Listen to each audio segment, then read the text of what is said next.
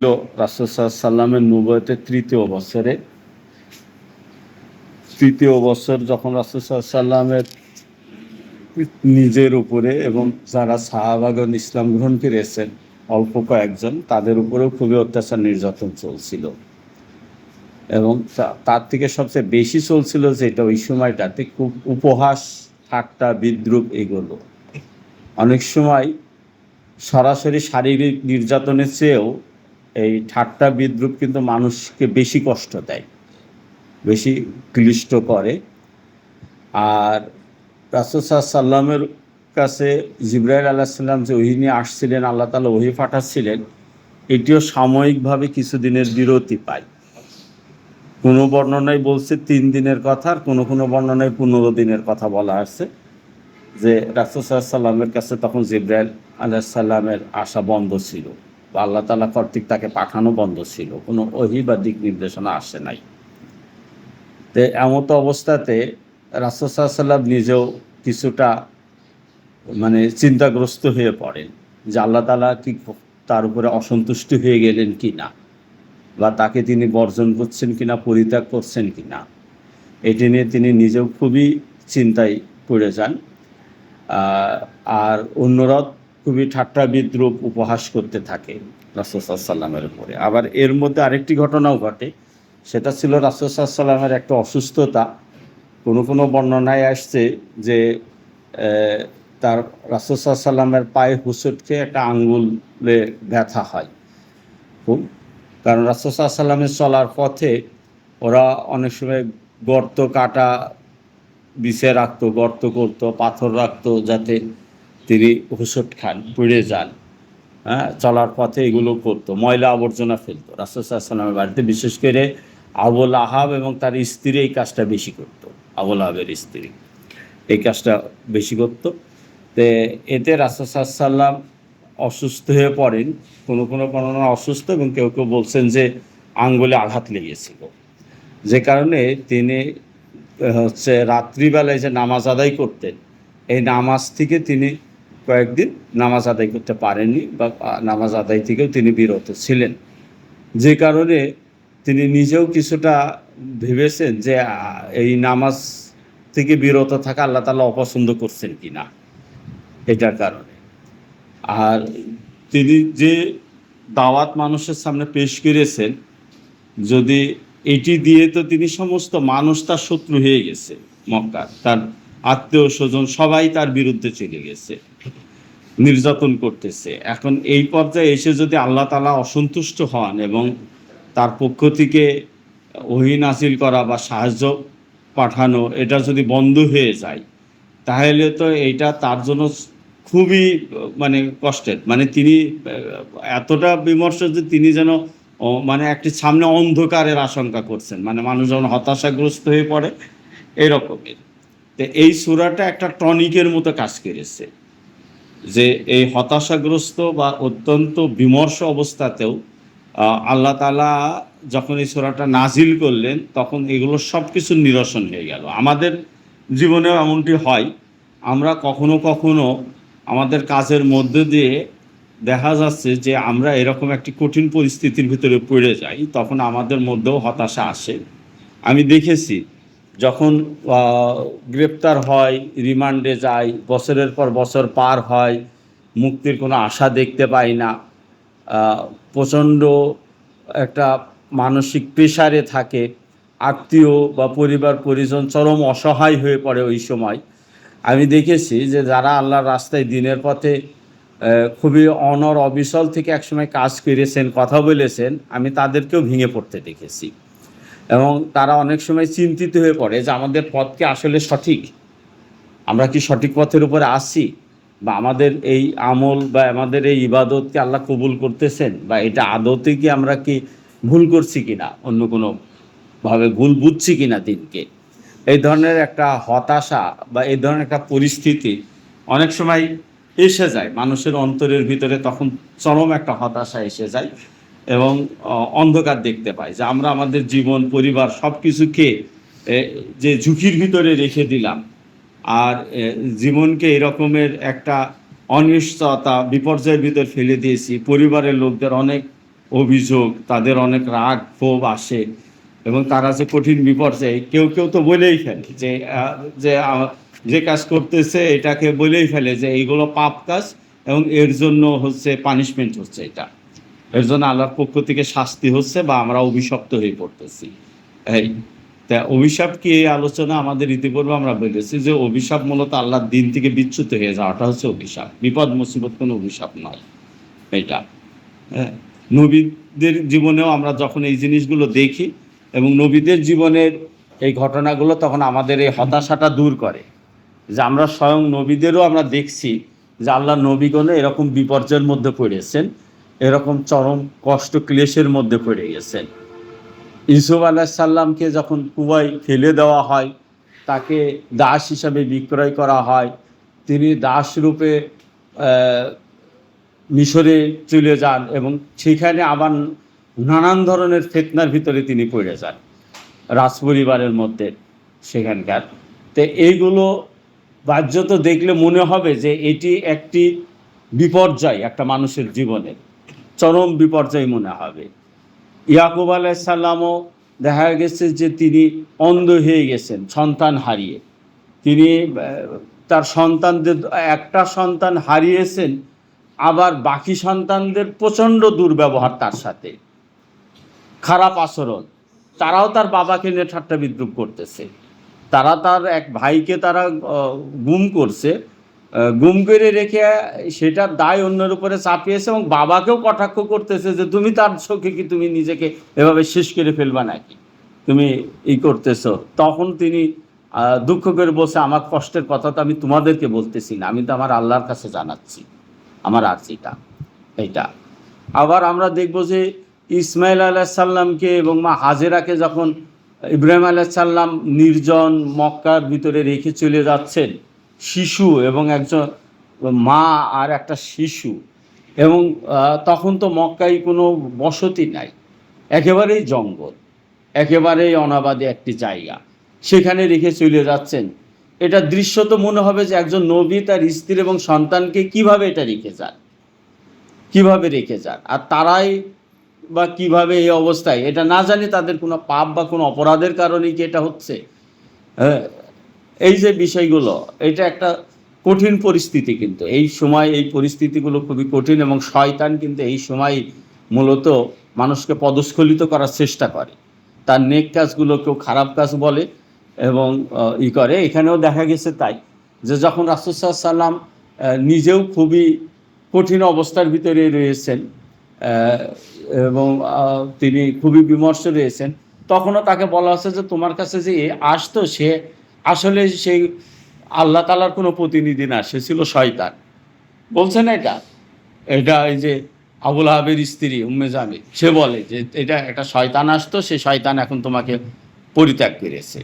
এটা কত কষ্টকর আল্লাহর নবীর কাছে এই কথাটা শোনাটা, এটা কত কষ্টের বিষয়। তো এইরকম আমরা দেখি যে মূসা আলাইহিস সালাম রাজ পরিবার থেকে তিনি চলে গেলেন, একেবারে রাখাল হয়ে গেলেন। তখন তিনি ছিলেন রাজ পরিবারে, ফেরাউনের দরবারে, যেই ফেরাউনের তো আসবাবপত্রগুলোও ছিল স্বর্ণের, খাট পালঙ্ক চেয়ার স্বর্ণের, এখনও মিশরে সংরক্ষিত আছে এগুলো, যেগুলো স্বর্ণের বানানো। নেটে গেলে দেখা যায় ফেরাউনের আসবাবপত্র দেখা যায়, তার ব্যবহারিক সামগ্রীগুলো দেখা যায় যেগুলো স্বর্ণের। সেই রকম একটা রাজ পরিবারের ভিতর তিনি বসবাস করেছেন, এবং ফেরাউন নিঃসন্তান ছিল। ফেরাউনও আশা করেছিল, মা আসিয়াও বলতেছে যে এই শিশুটাকে নিয়ে আসলাম, এই শিশুটা হয়তো আমাদের সন্তানের মতো হবে। তাহলে নিঃসন্তান পরিবারের ক্ষেত্রে দত্তক সন্তানরা কিন্তু উত্তরাধিকার হয়ে যায়, তাদের সন্তানের মতো করে রাখে, শাসকরা তাদেরকে পরবর্তীতে ক্ষমতা হস্তান্তর করে। তো মূসা আলাইহিস সালাম যদি ফেরাউনকে ওইভাবেই মেনে চলতেন, ওইভাবেই ওই পরিবারে থাকতেন, তার ওই বিলাসিতা, তার শাসন, এগুলোর সাথে যদি তিনি যুক্ত হইতেন, তাইলে হয়তো ফেরাউন তাকেই তার উত্তরাধিকার করতো, এবং তিনি মিশরের শাসক ওইভাবেও হতে পারতেন। ইউসুফ আলাইহিস সালামও তো সন্তানের মতোই লালিত পালিত হয়েছেন, সন্তানের মতোই তারা নিয়ে গেছে, সেটাও নিঃসন্তান ছিল। এটা তিনিও ওই প্রক্রিয়ার ভিতরে ঢুকে তিনি কিন্তু ওই প্রক্রিয়ার মধ্যে দিয়েও মিশরের বাদশা হতে পারতেন। ইউসুফ আলাইহিস সালাম মিশরের বাদশা হতে পারতেন, কিন্তু বাদশাহীর লোক ইউসুফ আলাইহিস সালামকেও পদস্খলিত করেনি, মূসা আলাইহিস সালামকে পদস্খলিত করেনি। এই জন্য ইউসুফ আলাইহিস সালামও ওই মিশরের রাজ পরিবারের সংস্কৃতির সাথে নিজেকে মিলিয়ে দেয়নি। তিনি তার স্বকীয়তা, তার চরিত্র তিনি সংরক্ষণ করেছেন এবং তিনি মিথ্যা অপবাদে, ভুল তথ্য, তিনি যা নন তার বিপরীত একটি অভিযোগ তার উপরে আরোপ করা হলো। যিনি তার চরিত্রকে রক্ষা করলেন তাকে চরিত্রহীনতার অভিযোগ নিয়ে আসা হলো এবং সেই মিথ্যা অভিযোগে তাকে কারাগারে নিক্ষেপ করা হলো। তো যখন তাকে কারাগারে নিক্ষেপ করা হলো এই মিথ্যা অভিযোগে, এটা স্মরণ করলে, চিন্তা করলে আমরা ধরতে পারবো যে রাজ পরিবারের থেকে তিনি যখন অপমানিত হয়ে কারাগারে ঢুকতেছেন তখন তার মানসিক অবস্থাটা কেমন থাকে এবং অন্যরা তাকে কিভাবে কটাক্ষ করে।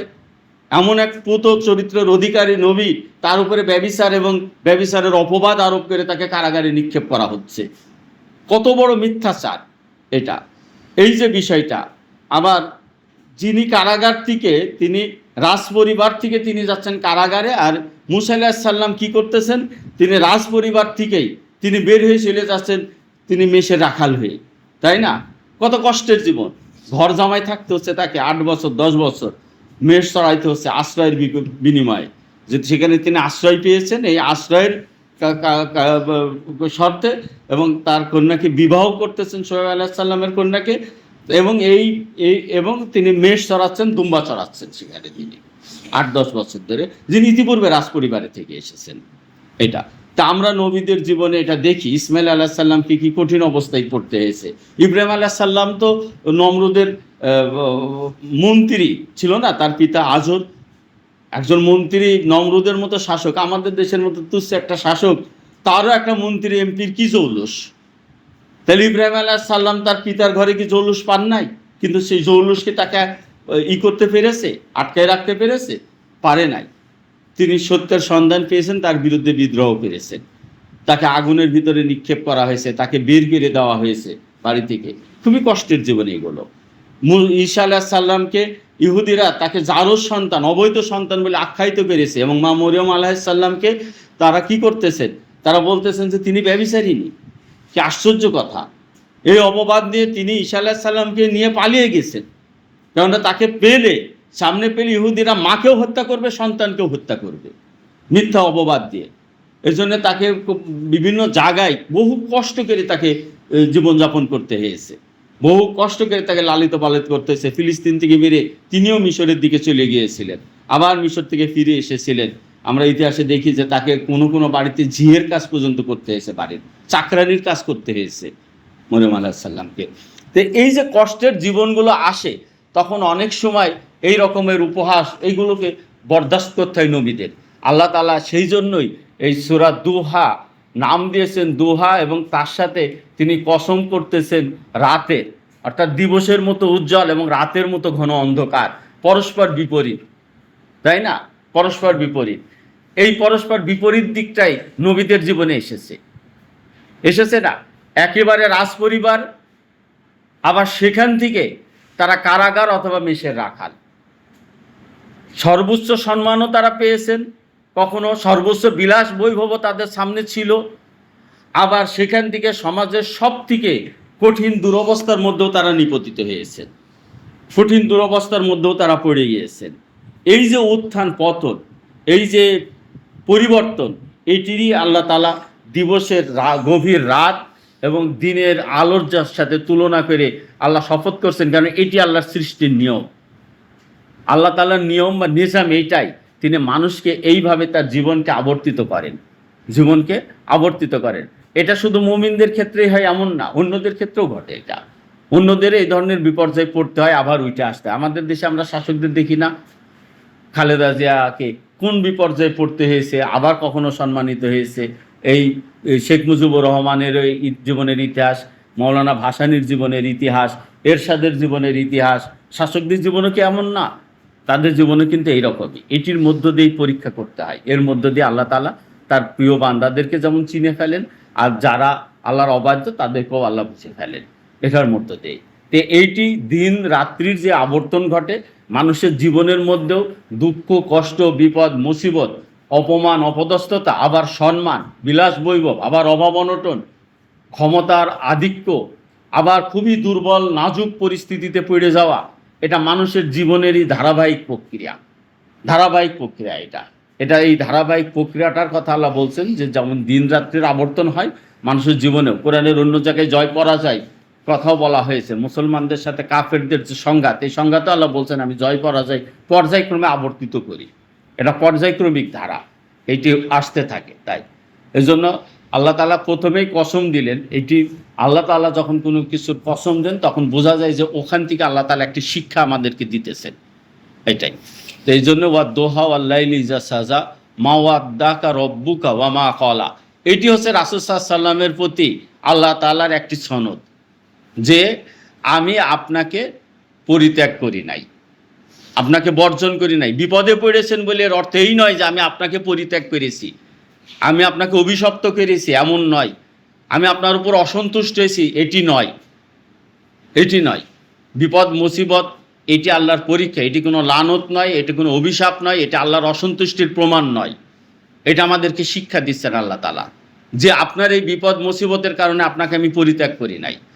আমরাও যখন দেখছি যে রিমান্ডে জেলখানাতে ভেঙে পড়তে দেখেছি, তখন এটি ছিল আমাদের সান্ত্বনার জায়গা। আমরা এটা বলতাম যে ভাই এগুলো কোনো আল্লাহ তাআলা যে এই আমলকে পরিত্যাগ করেছেন বা আমরা ভুল বুঝেছি এটি তার প্রমাণ নয়। বিপদ দিয়ে এটি প্রমাণ হয় না, বিপদ মুসিবত থেকে এটা প্রমাণ হয় না যে এটা মিথ্যার উপরে আসি বা আমরা ভুলের উপরে আসি, এটা প্রমাণ হয় না।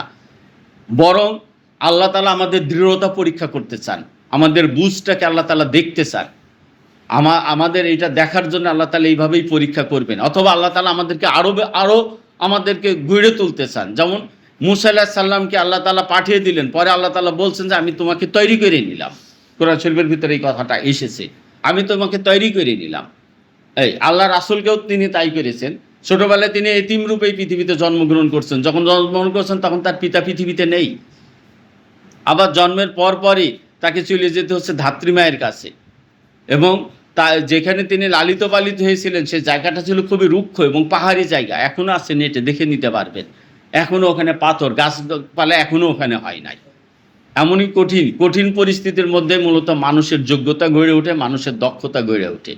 কঠিনের ভিতরে যারা জীবনযাপন করে তাদের যে দক্ষতা তৈরি হয়, তাদের যে অভিজ্ঞতা তৈরি হয়, এটা আরাম-আয়েশে থেকে ওই বই পুস্তক পড়ে সেটি অর্জন হয় না।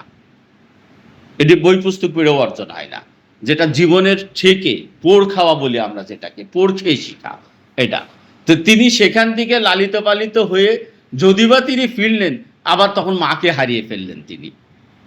অর্থাৎ এসে যে মায়ের কাছে থাকবেন তিনি সেটা পেলেন না।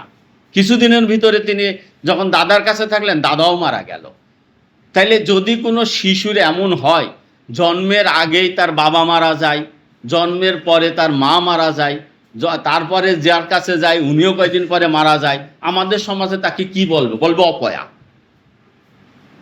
তাই না? তাই তো বলে। আবার কেউ বলে কুফা আঞ্চলিক ভাষায়, যে ওরে যে নেয়, যার কাছে যায় সেই মারা যায় বা সেই চলে যায়, অর্থাৎ সে অভিশপ্ত, মানে এটা খারাপভাবে নেয়, যে এর ভিতরে অমঙ্গল। আবার ঘরে যখন আসে কেউ, এবং আসার পর যখন সম্পদ বেড়ে যায়, সুখ শান্তি বেড়ে যায়, তখন কয় যে লক্ষ্মী।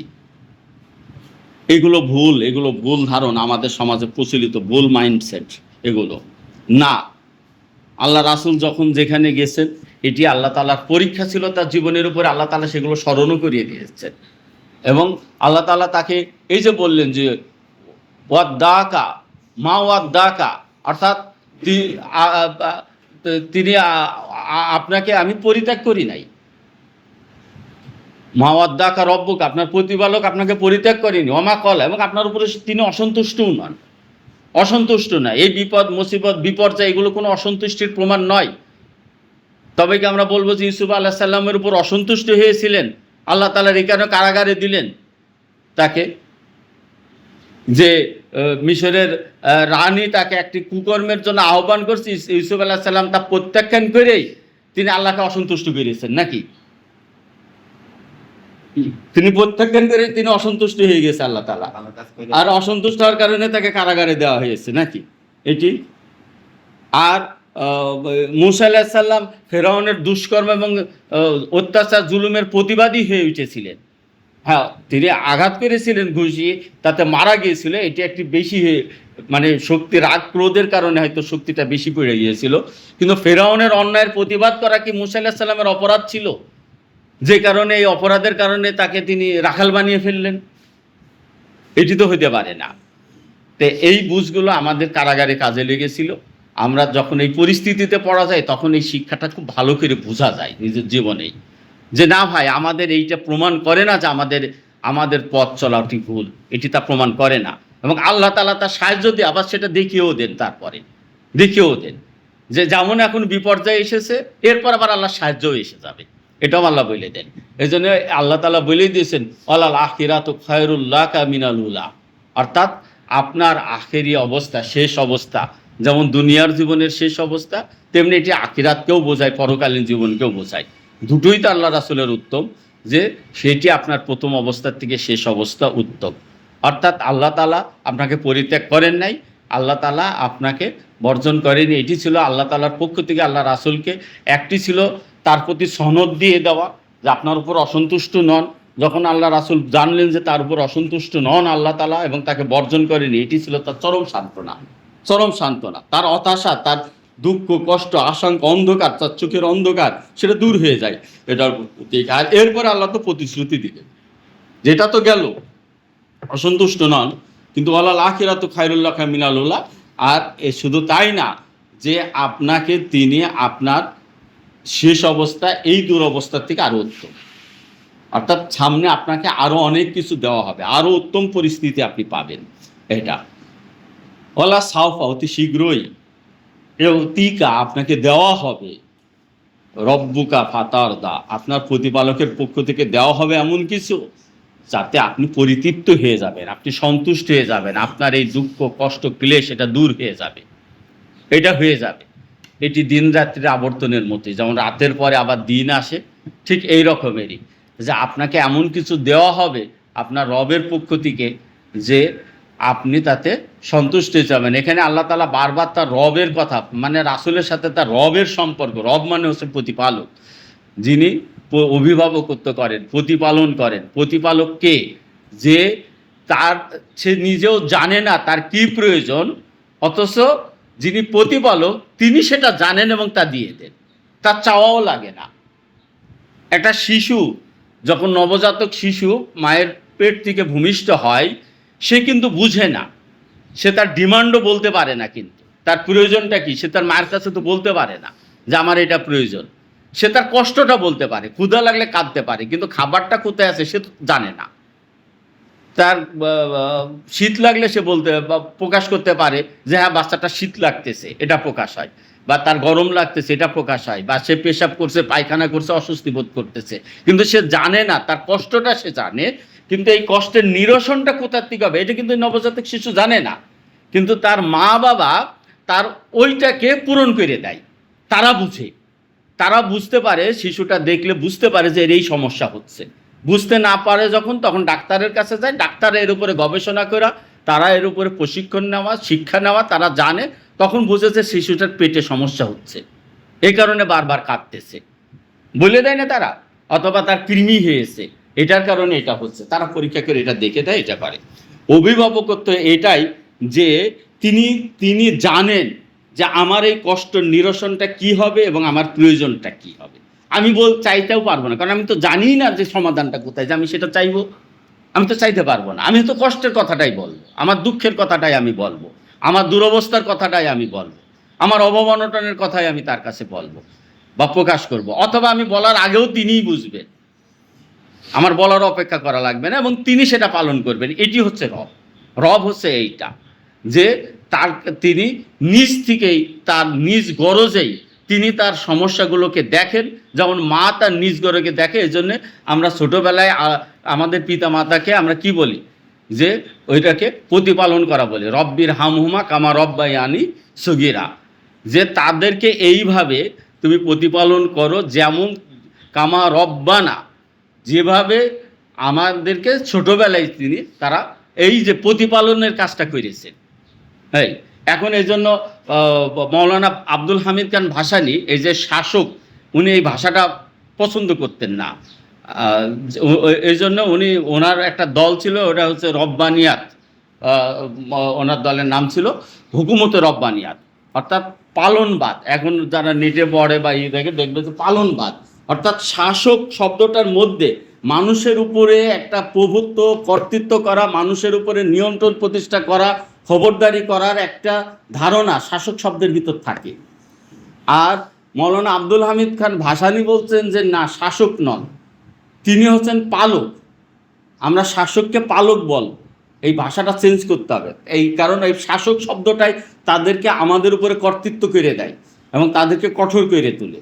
এই জন্য প্রতিপালক বা অভিভাবক শব্দটা আমরা ব্যবহার করতে পারি শাসকদের ক্ষেত্রে। এই জন্য মৌলানা আব্দুল হামিদ খান ভাসানী বা ভাসানী সাহেব উনি এটাকে পালনবাদ বলতেন, এবং উনি বলতেন যে এটা হচ্ছে রব্বানিয়াত, অর্থাৎ জনগণের উপরে তার এই করা, যে জনগণের সমস্যাটা শাসকগণ আগে বুঝতে পারবেন, তারা অনুধাবন করার চেষ্টা করবেন এবং তারা সেটা সমাধান করবেন, তাদের দায়িত্ব হচ্ছে এইটা। তো যাক, এখানে যেটা আসছে সেটা হচ্ছে যে আল্লাহ তাআলা তার নবীর সাথে এই রব্বাকা, বারবার এই রব্বাকা শব্দটাই তিনি কিন্তু ব্যবহার করতেছেন, অর্থাৎ তিনি প্রতিপালক, এটা স্মরণ করাই দিয়েছেন যে তোমার প্রতিপালক বা অভিভাবক হচ্ছে অভিভাবক তিনি, অর্থাৎ তিনি নিজের থেকেই বুঝেন যে তোমার কি হচ্ছে না হচ্ছে, তার প্রতি যেমন তার নজর আছে, এটার সমাধান কী করে হবে সেটাও তার কাছেই রয়েছে এবং তিনি সেটা করবেন, এটা তাকে প্রতিশ্রুতি দিয়ে দিচ্ছেন। যে এই জন্য এখানে যেমন আগে বলছেন যে মা ওয়াদ্দাকা রব্বুকা, তোমার প্রতিপালক তোমাকে বর্জন করেনি, অর্থাৎ তিনি যে অভিভাবকত্ব করতেছেন, তিনি যে তোমাকে প্রতিপালন করতেছেন সেটা বর্জন করেনি। অর্থাৎ আমাদের কাছে বুঝলে যে মা তার সন্তানকে যেন ভুলে যায়, ব্যাপারটা হচ্ছে এই রকমের, যে সন্তান যেভাবে রয়েছে তার প্রতি নজর আছে, তোমার প্রতিপালকও তোমার প্রতি নজর রেখেছে, তোমাকে বর্জন করেনি। আবার ঠিক এখানে বলছেন যে অলা সাফাই তিকা রব্বুকা, অর্থাৎ তোমার প্রতিপালকই তোমাকে দিবেন, তোমার প্রতিপালকই তোমাকে দিবেন, এমন কিছু তোমাকে দিবেন ফাতার দা, যাতে তুমি পরিতৃপ্ত হয়ে যাবা, সন্তুষ্ট হয়ে যাবে। এখন যেমন কষ্টে রয়েছো, বিপর্যয়ের ভিতরে রয়েছে, সেটা দূর করে তিনি এর থেকে তোমাকে আবার ফিরিয়ে নিয়ে আসবেন এবং তাতে তোমাকে, অর্থাৎ তোমার প্রতিপালক যেমন তোমাকে বর্জন করেনি, সন্তুষ্ট আছে, তোমাকেও তিনি তার উপরে সন্তুষ্টি করে দিবেন। অর্থাৎ আল্লাহ এমন কিছু তাকে দিবেন যাতে তিনিও পরিতৃপ্ত হয়ে যাবেন, সন্তুষ্ট হয়ে যাবেন। এরপরে তিনি তার অতীততে কিভাবে তিনি তাকে অনুগ্রহ করেছেন সেটা স্মরণ করছেন যে আলাম ইয়াজিদকে ইয়াতিমান, আমি কি আপনাকে ইয়াতিম পাই নাই, ফাওয়া, অর্থাৎ তারপর তো আমি আপনাকে আশ্রয় দিয়েছি, নিরাশ্রয় তো আমি করি নাই। যেখানেই থাক সেখানেই তিনি, হ্যাঁ এটা ঠিক আছে, বাবা মারা গেছে, মা ছিল, তারপর একটা দত্তক মা তাকে দিয়েছেন, আবার সেখান থেকে এসেছেন, মা মারা গেছে, দাদার কাছে থেকেছেন, দাদা মারা গেছে, চাচার কাছে থেকেছেন, হোক চাচা তার ইমান আনে নাই বা ইসলাম গ্রহণের করেননি, কিন্তু তার প্রতি তাদের মায়া ভালোবাসা তো আল্লাহ তো দিয়ে দিয়েছিলেন, নাহলে তো তিনি তাকে পরিত্যাগ করতেন। যে আল্লাহ তাআলা তাই বলছেন যে আমি কি তোমাকে আশ্রয়হীন তার করি নাই, এতিম করেছি কিন্তু আশ্রয়হীন করি নাই, আমি আশ্রয় দিয়ে রেখেছি। একটা হাদিসও রয়েছে যে মুমিনদেরকে আল্লাহ তাআলা কখনো নিঃসঙ্গ বা একদম একাকী করে দেন না, কোনো না কোনো সঙ্গী সাথী দ্বারা তাকে আল্লাহ তাআলা সহযোগী করে দেন, কাউরে না কাউকে তার পক্ষে। যেমন মুসা আলাইহিস সালাম বেরিয়ে গেছেন, তিনি কিন্তু ওখানে এসে শুয়াইব আলাইহিস সালামের একটা জায়গা পেয়ে গেছেন। এই এরপরে তাকে সাগরে ফেলা হয়েছে, সে মুমিন হোক আর যেই হোক একটা আশ্রয় পেয়ে যায়, কিন্তু আশ্রয়হীন করেন না তাদেরকে বা বন্ধুশূন্য করেন না তাদেরকে। সেখানে যে ওই সাগরের ওখান থেকে দেখা গেছে যে তাকে সেই ফেরনের স্ত্রী মা আসিয়া আলাইহিস সালাম, তিনি তাকে উঠাই নিয়ে চলে যাচ্ছেন, এটি তার আশ্রয়। বা ইউসুফ আলাইহিস সালামকে কুয়ায় ফেলেছেন, আল্লাহ তাআলা কিন্তু আরেকজনকে দিয়ে তাকে উঠাই নিচ্ছেন কুয়ার থেকে, আবার তাকে দাসরূপে বিক্রি করে কিন্তু রাজপ্রাসাদের ভিতরে ঢুকিয়ে দিচ্ছেন। অর্থাৎ একটি আশ্রয় নবীদের জন্য থাকে। ঠিক ইসমাইল আলাইহিস সালাম এসেছেন, তিনিও আশ্রয় পেয়েছেন। আল্লাহ রাসূল সাল্লাল্লাহু আলাইহি ওয়াসাল্লামও যখন তার চাচা মারা গেছেন আবু তালেব, মা খাদিজা মারা গেছেন, তখন তিনি ওই রকম কিছু সময়ের জন্য তিনি ওই রকম খুবই চিন্তিত হয়ে পড়েছিলেন, কিন্তু আল্লাহ তাআলা তাকে ওই মুশরিকদেরই একটা অংশ, মুতিম, যে ওই যে তায়েফ থেকে ফেরার পথে যে আশ্রয়ের ঘোষণা দিল, তাকে কিন্তু তার আশ্রয়দাতা বানিয়ে দিয়েছেন। অর্থাৎ কোথাও না কোথাও কাউকে না কাউকে দিয়ে, সে মুশরিকদের দিয়ে হোক, কাফেরদের দিয়ে হোক, যার দ্বারাই হোক, কাউকে না কাউকে তার সহযোগী বানিয়ে দেন এবং তার একটি আশ্রয় এবং তার জন্য একটি পরিবেশ তৈরি করে দেন। ইউসুফ আলাইহিস সালাম কারাগারে গেছেন, কিন্তু কারাগারে যে দেখে তার দুটো বন্ধু তৈরি হয়ে গেছে। সূরা ইউসুফের ভিতর বলা হচ্ছে যারা তাদের স্বপ্নের কথা, তাদের একেবারে নিজস্ব কথা তার সাথে শেয়ার করত, তাকে বলতো। এই যে ইয়েটা, যে তিনি নিঃসঙ্গ হননি। তো এই জন্য এই যে তিনি বলছেন যে আমি তোমাকে আশ্রয়হীন করি নাই, আশ্রয়হীন আল্লাহ করেন না। এটা সাময়িক, এটা সাময়িক। এই আল্লাহ তাআলা পাশেই থাকেন এবং কোনো না কোনো দিক থেকে তাকে সাপোর্ট করে দেন, কোনো না কোনো জায়গা তার জন্য নির্ধারণ করে দেন। তো এটাই বলছেন যে আমি আপনাকে ইয়াতিম পেয়েছিলাম, তারপরে কিন্তু আমি আপনাকে আশ্রয় দিয়েছিলাম। অর্থাৎ এটি ছিল আমার পক্ষ থেকে, আমার পক্ষ থেকে এটি ছিল আপনার প্রতি অনুগ্রহ। ওয়া জাদাকা দলান ফাহাদা, এবং আপনাকে তো আমি পেয়েছিলাম অজ্ঞ, অর্থাৎ আপনি জানতেন না, বুঝতেন না কিভাবে চলতে হবে, কিভাবে সমাজকে শুধরাইতে হবে, এগুলো তো আপনি জানতেন না। এই তো সেটি কিন্তু আমি আপনাকে হেদায়েত বা পথনির্দেশ দিয়েছি। এই হেদায়েত বা পথনির্দেশ হচ্ছে আল্লাহ তাআলার একটি অনুগ্রহ বা দয়া। এটা একটি নিয়ামত, যেটা আলোচনায় বলছেন যে বিদায় হজ্জের সময় আয়াত নাযিল করে বলা হলো অনুগ্রহকে সম্পূর্ণ করে দেওয়া হলো। যখন কোরআনকে ওহীকে সম্পূর্ণ করা হলো, বিধিবিধান সম্পূর্ণ করা হলো, তখন এটাকে তিনি এইভাবে বললেন, ওয়া জাদাকা দলান ফাহাদা, আমি আপনাকে পেয়েছিলাম যিনি অজ্ঞরূপে, কিন্তু আমি তখন তোমার ভিতরে সেই হেদায়েত বা দিক নির্দেশনা দিয়েছি। আমি রাসূল সাল্লাল্লাহু আলাইহি ওয়াসাল্লাম নিজে হিলফুল ফুজুল গঠন করে উদ্যোগ নিয়েছিলেন, কথা এসেছে। আমাদেরও অনেকে অনেক সমাজে অন্যায় অনাচার দেখে অনেক জায়গায়, বিশেষ করে তরুণ যুবক বয়সে এই আকাঙ্ক্ষাটা জাগে যে সমাজটা যাতে শুধরানো যেত, যদি ভালো করা যেত, অনেক উদ্যোগ নেওয়া হয়। কিন্তু সেই উদ্যোগ কিন্তু কাজ করে না। কেননা কাজ করবে কিভাবে? যেটা আল্লাহর গাইডলাইন দিয়েছেন সেটার উপরে থাকলে কাজ করবে। আমাদের চিন্তার থেকে যাই করি তাতে হয় না। রাসূল সাল্লাল্লাহু আলাইহি ওয়াসাল্লামও হিলফুল ফুজুল গঠন করেছিলেন, কিন্তু সেই হিলফুল ফুজুল কিন্তু সফলতা অর্জন করেনি। সেটা দ্বারা কিন্তু মক্কায় শান্তি আসে নাই, মক্কার অনাচার বন্ধ হয়নি। এবং এই ব্যর্থতার পরেই তো তিনি ওই যে হীরা পর্বতের গুহায় চলে গেলেন, যে আমি পারতেছি না, সমাজ নষ্ট, মানুষ এই রকম অবস্থা হয়ে গেছে, মানুষের চরিত্র এটা হয়ে গেছে, আমি পারতেছি না এটা শুধরাইতে, আমি কিভাবে এটা পরিবর্তন করব। আর তিনি এই সমাজের সাথে মিলে চলতেও পারতেছেন না, কারণ তার ভিতরে যে আল্লাহ নীতিবোধ, যে জ্ঞান, যে বিবেক দিয়েছে, তাতে সমাজের অনাচারের সাথে খাপ খাইয়ে নেওয়া তার পক্ষে সম্ভব নয়। তিনি কোনোভাবে সমাজের সাথে খাপ খাইয়ে নিতে পারতেছেন না। সেই সমাজের সাথে তিনি খাপ খাইয়েও নিতে পারতেছেন না, সমাজকে সঠিক ট্র্যাকে আনতেও পারতেছেন না উদ্যোগ নিয়েও। তাহলে তিনি কি করবেন? তিনি নির্জন পাহাড়ের গুহায় চলে যাচ্ছেন। ঠিক সেই পরামর্শটা আবার শেষ জামানার জন্য তিনি দিয়ে রেখেছেন, যে নিতান্তই যদি তোমরা অক্ষম হয়ে পড়ো, সমাজ এরকম ফিতনায় পুরোপুরি ডুবে যায়, তখন তোমরাও তোমাদের পাহাড় বা জঙ্গলে চলে যাও, আর গরু ছাগল বা পশু লালন পালন করার সংসার করো, ওইটা দিয়েই তোমরা চলো, আর আল্লাহর সাহায্যের প্রত্যাশা করা ছাড়া তখন আর কিছু থাকে না। তো এইটি হচ্ছে যখন নিতান্তই আমরা অক্ষম হয়ে পড়ব, তবুও যেন অনাচারের সাথে আমরা খাপ খাইয়ে না নিই। এইটি হচ্ছে আমাদের জন্য চূড়ান্ত শিক্ষা।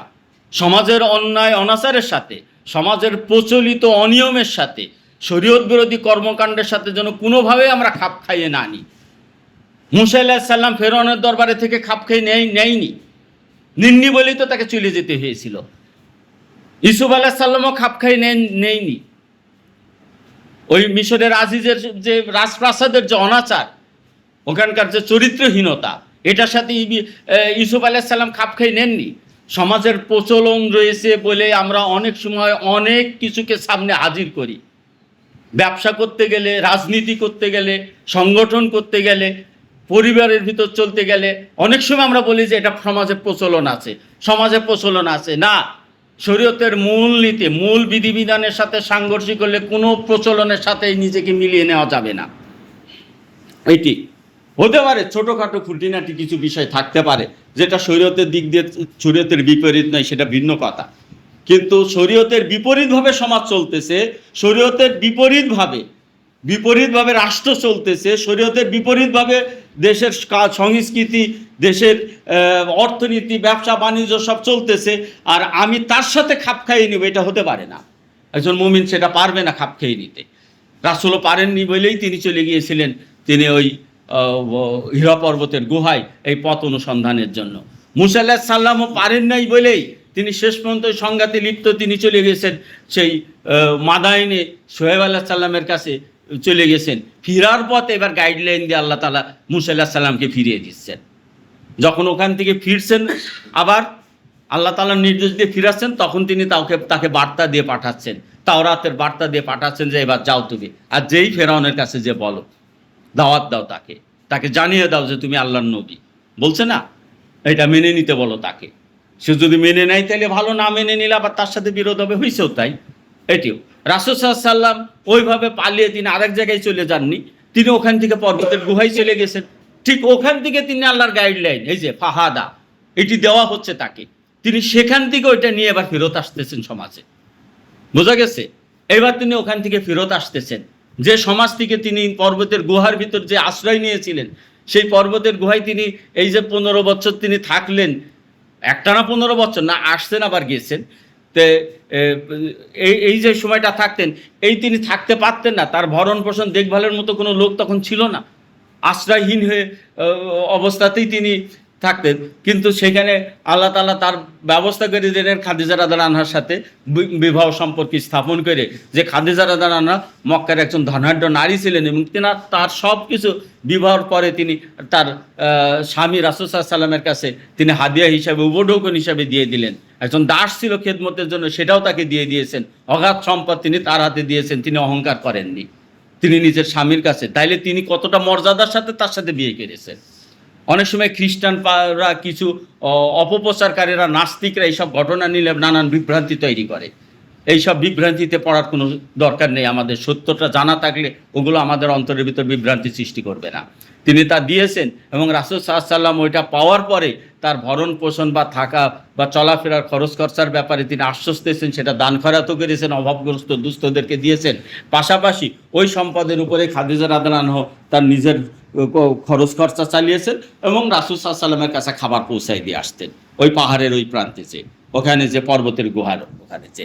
তো এই যে তিনি পর্বতের গুহায় চললেন, মূসা আলাইহিস সালাম যখন ওখান থেকে তার বার্তা নিয়ে ফিরলেন, এইরকম সেই মাদিয়ান থেকে ফিরে আসলেন আবার মিশরে, ঠিক তেমনিভাবে রাসূল সাল্লাল্লাহু আলাইহি ওয়াসাল্লাম পর্বতের গুহায় আশ্রয় নিয়েছিলেন, এবং তিনি সেখান থেকে আবার আল্লাহর এই হেদায়েতের বার্তা নিয়ে আবার ফিরলেন এখানে ফিরে আসলেন। এবার তিনি গাইডলাইন পেয়ে গেছেন, এবার তিনি দিক নির্দেশনা পেয়ে গেছেন।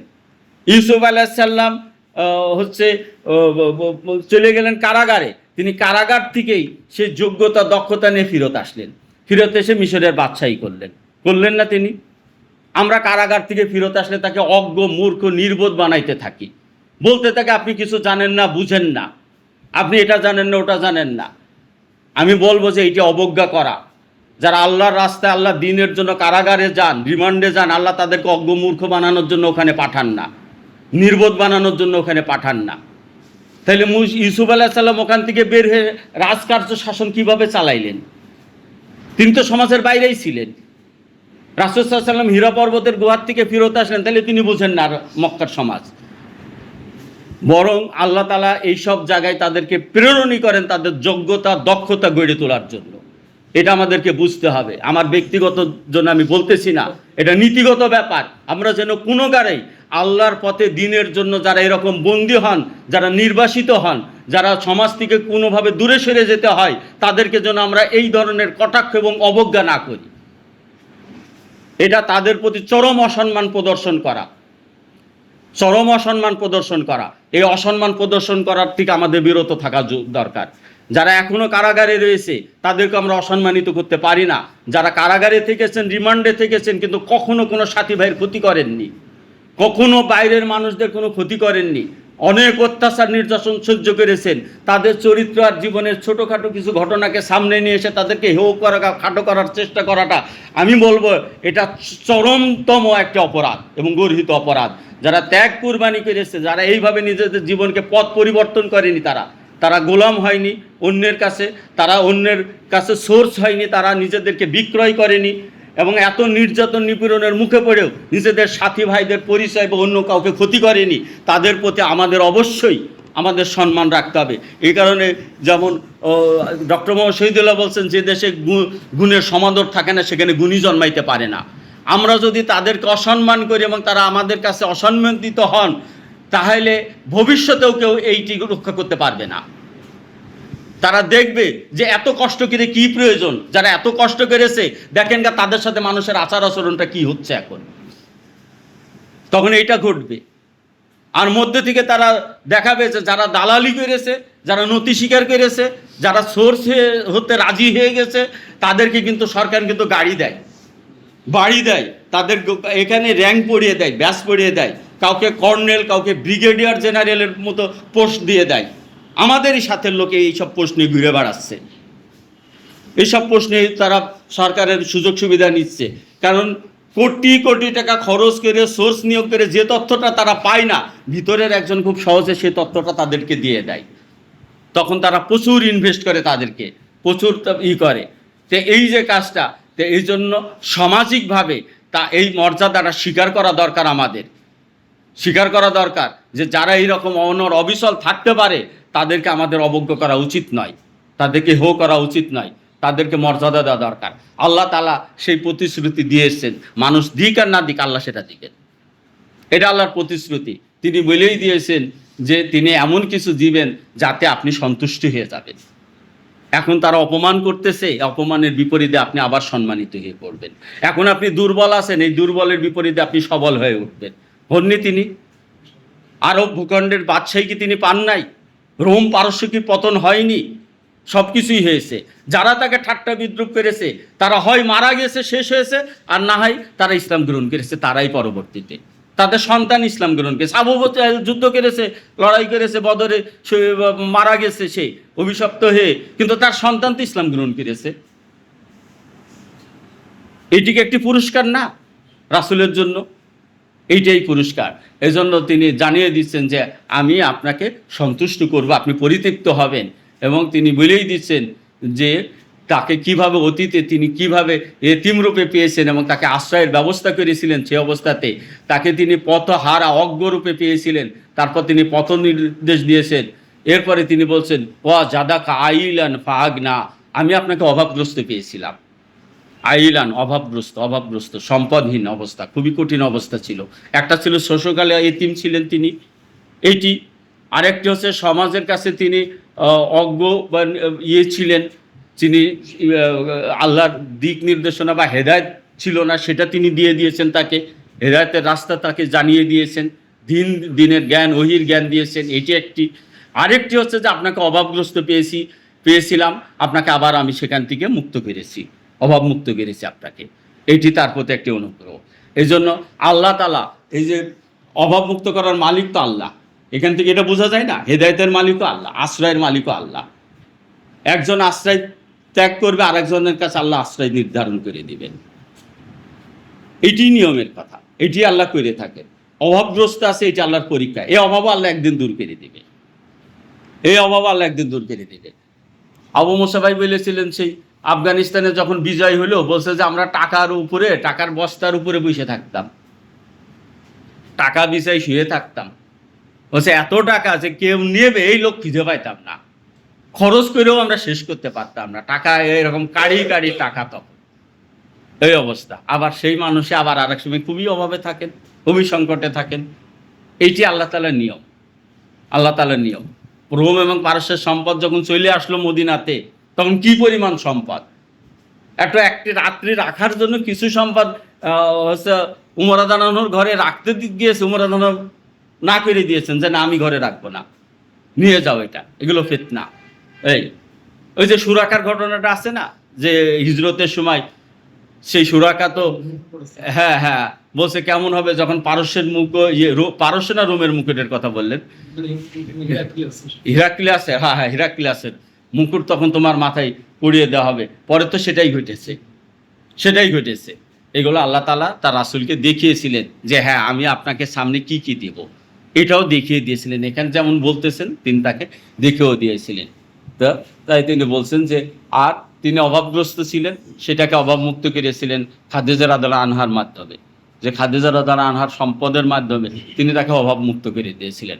ফাআম্মাল, অতএব আপনার অনুগ্রহের কথা মাথায় রেখে, স্মরণ রেখে, এখন রাসূল সাল্লাল্লাহু আলাইহি ওয়াসাল্লাম তার অতীত অনুগ্রহের কথা স্মরণ করে, ফাআম্মাল ইয়াতিমা ফালা তাকহার, অতএব ইয়াতিমদেরকে আপনি বিতাড়িত করবেন না, ইয়াতিমদেরকে আপনি অবজ্ঞা করবেন না, যেটা মক্কার কালচার ছিল। মক্কার লোকেরা ইয়াতিমদেরকে খুব অবজ্ঞা করতো, ইয়াতিমদেরকে তারা সম্মান করতো না। আমাদের সমাজে ওই কালচারটা রয়েছে, অভাব অনটনে থাকে ইয়াতিম বা অভাবী লোকদেরকে আমরা আমাদের এখানে অবজ্ঞা করি। তাই আল্লাহ রাসূলকে যখন আল্লাহ তাআলা এই নির্দেশ দিলেন, সেই নির্দেশ আমাদের সকলের জন্য প্রযোজ্য। আর আমাদের নিজেদেরও চিন্তা করা দরকার আছে যে স্বয়ং আল্লাহ রাসূল আমাদের নবী, তিনি তো ইয়াতীম ছিলেন।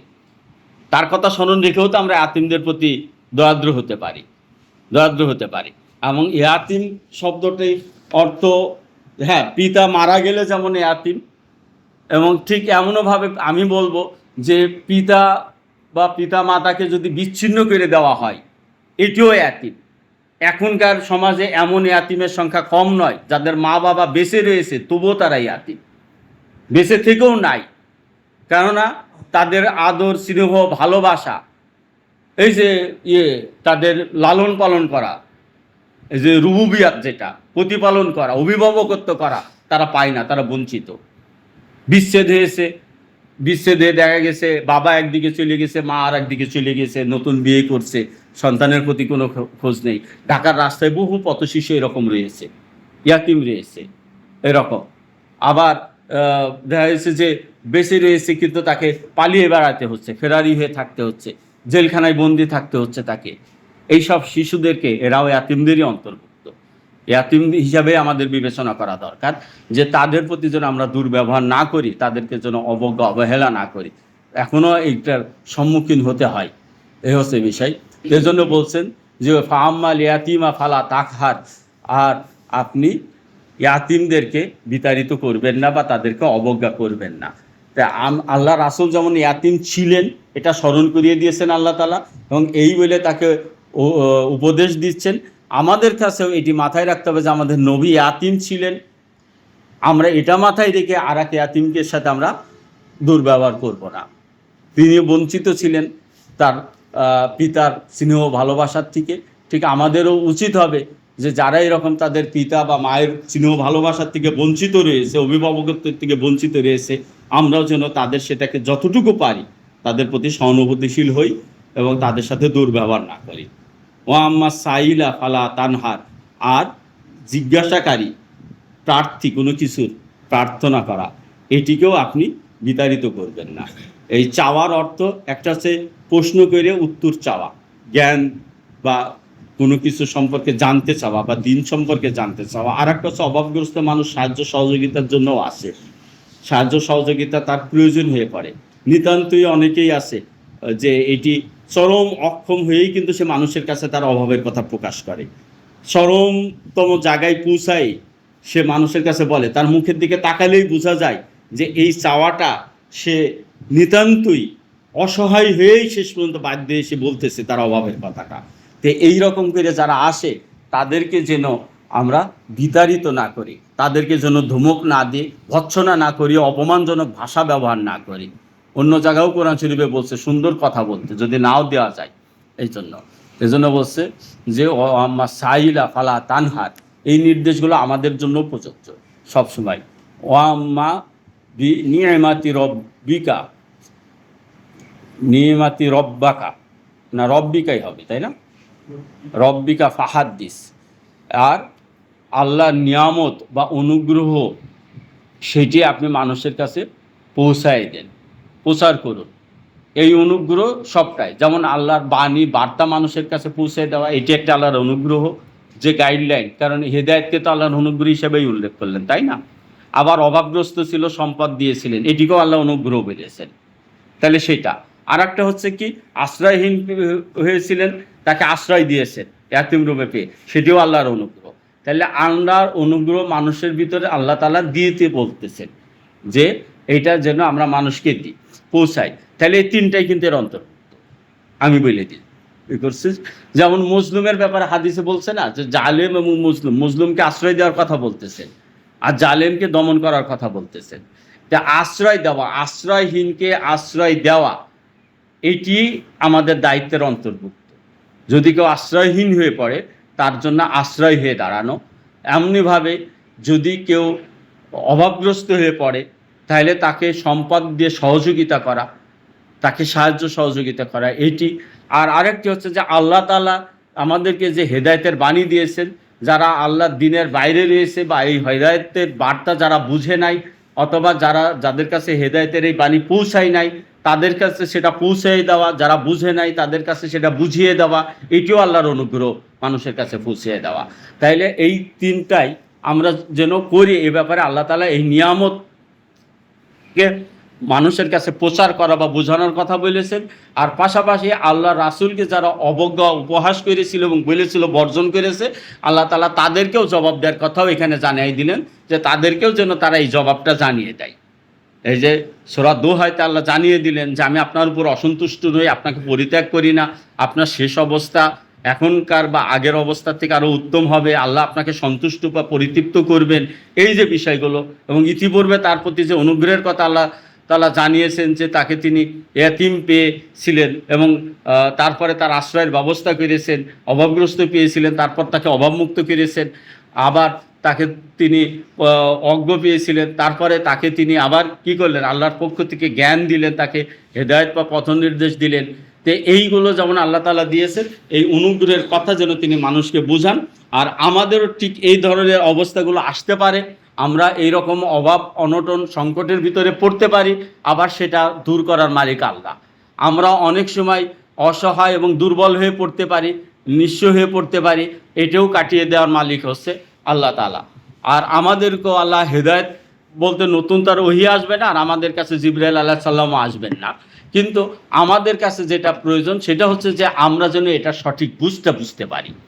এটা যদি আমরা না বুঝে থাকি, তাহলে বুঝতে যদি আল্লাহ আমাদেরকে দিয়ে দেন, অথবা এটার কোনো জায়গা যদি আমরা ভুল বুঝে থাকি, তার সঠিক বুঝটা যদি আল্লাহ আমাদেরকে জানিয়ে দেন এবং ভুল বুঝটাকে দূর করে দেন, তাহলে সেটি হচ্ছে আমাদের প্রতি আল্লাহর অনুগ্রহ, সেটি হচ্ছে আল্লাহ তাআলার পক্ষ থেকে আমাদের প্রতি অনুগ্রহ। তা আল্লাহ রব্বুল আলামিনের কাছে আমরা সেই অনুগ্রহের প্রত্যাশা করি, আমরা সেই সাহায্যের প্রত্যাশা করি আল্লাহর কাছে। আমাদেরও প্রথম অবস্থার থেকে যেন আল্লাহ শেষ অবস্থা ভালো করে দেন, দুনিয়ার থেকে আখিরাতকে যেন উত্তম করে দেন, আমাদেরও যেন দিনের সঠিক বুঝ দান করেন, এবং আমাদেরকেও তিনি অভাবমুক্ত করেন, অভাবগ্রস্ততা এবং অসচ্ছলতার থেকে, অন্যের মুখাপেক্ষিতার থেকে যেন আল্লাহ তাআলা মুক্ত করেন। আল্লাহ আমাদেরকে সেই সাহায্য মঞ্জুর